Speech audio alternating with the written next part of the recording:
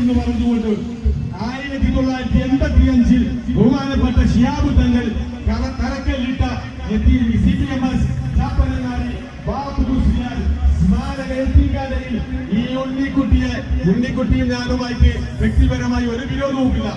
വലിയ മാന്യനാണ്, സഹപ്രവർത്തകനാണ്. അതല്ല അവിടെ പരാമർശിക്കുന്നത്.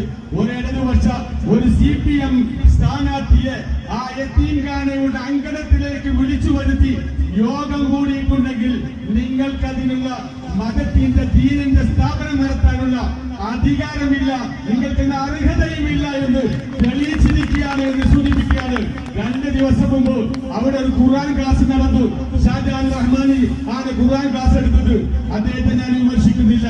പക്ഷെ അതിന്റെ ഇപ്പോഴത്തെ ജനറൽ സെക്രട്ടറി അവിടെ പങ്കെടുത്ത വനിതകൾ പറഞ്ഞു, 6-ാം വാർഡിൽ 7-ാം വാർഡിൽ അരിവാളിന് വോട്ട് ചെയ്യണം, പള്ളിമുക്കിൽ കാറിന് വോട്ട് ചെയ്യണം, ചെറിയ പറമ്പത്ത് കുടക്ക് വോട്ട് ചെയ്യണം. ആലോചിക്കണം നിങ്ങൾ. മതസ്ഥാപനങ്ങളിൽ ഇത്തരം അല്പന്മാർക്ക് സ്ഥാനം. പിന്നെ പ്രത്യേകമായി ഓർമ്മപ്പെടുത്താനുള്ള ഒരു കാര്യം എല്ലാ ആഴ്ചയിലും ആഴ്ചതോറും നടന്നു വരുന്ന നമ്മുടെ ഖുർആൻ ക്ലാസ് അൽഹംദുലില്ലാ അത് 20 വർഷം പൂർത്തിയാവുകയാണ്. കൊണ്ടോട്ടിയിലും വിളയിലും മഞ്ചേരിയിലും വേങ്ങരയിലും ഒക്കെ ആയിരക്കണക്കിന് ആളുകൾ ഇതുപോലെ സ്ഥിരമായി പങ്കെടുക്കുന്ന മജ്ലിസ് അള്ളാഹുവിന്റെ സഹായത്തോടുകൂടെ നടന്നു വരികയാണ്.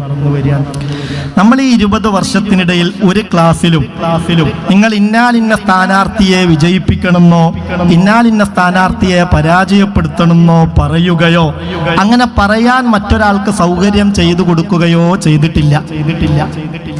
കാരണം അതിന്റെ ആവശ്യം നമുക്കില്ല. ക്ലാസ്സിന് വരുന്നവർ പല ആളുകളുണ്ടാകും, നമുക്കൊരു രാഷ്ട്രീയം ഉണ്ടാകും. ആ രാഷ്ട്രീയം നമ്മൾ അവിടെ പറയേണ്ട കാര്യമല്ല. അപ്പൊ അതുകൊണ്ട് ഇത് പറയാനുള്ള കാരണം ചില ആളുകളൊക്കെ ഖുർആൻ ക്ലാസിന്റെ കാര്യത്തിലുള്ള അസ്വസ്ഥത അവർക്കുള്ളത് കൊണ്ടാണോ അല്ലേന്നറിയൂല, ആ നിലയിലുള്ള ചില പ്രചരണങ്ങൾ അയച്ചുവിടുന്നുണ്ട്. ഒരടിസ്ഥാനവുമില്ലാത്ത ഒരു യാഥാർത്ഥ്യവുമില്ലാത്ത കാര്യങ്ങളാണ് അവർ പറഞ്ഞുകൊണ്ടിരിക്കുന്നത്. അതുകൊണ്ട് പ്രിയപ്പെട്ടവരെ അതൊക്കെ അവഗണിക്കുക. ആ തെറ്റിദ്ധരിപ്പിക്കലിൽ ഒന്നും ആരും വഞ്ചിതരാകരുത് എന്ന് സാന്ദർഭികമായി ഓർമ്മപ്പെടുത്തുകയാണ്. വർഷങ്ങളായി കൊല്ലങ്ങളായി ഇതിൽ പങ്കെടുത്തുകൊണ്ടിരിക്കുന്ന ആളുകളുണ്ടല്ലോ നിങ്ങളിൽ.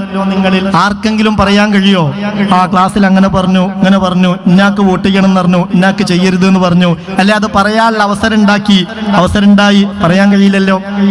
അപ്പൊ അങ്ങനെയുള്ള കുപ്രചരണങ്ങളൊക്കെ പല നിലയിലും നടക്കുന്നുണ്ടെങ്കിൽ അതൊന്നും മെയിൻറ്റ് ചെയ്യേണ്ടതില്ല. നമ്മളുടെ ലക്ഷ്യം ആഖിറമാണ്. ആ റൂട്ടിൽ നമ്മൾ നീങ്ങും. അല്ലാഹു റബ്ബുൽ ഇസ്സത്ത് എല്ലാ ഫിത്നകളെ തൊട്ടും ഫസാദുകളെ തൊട്ടും നമ്മളെ കാത്തുരക്ഷിക്കട്ടെ.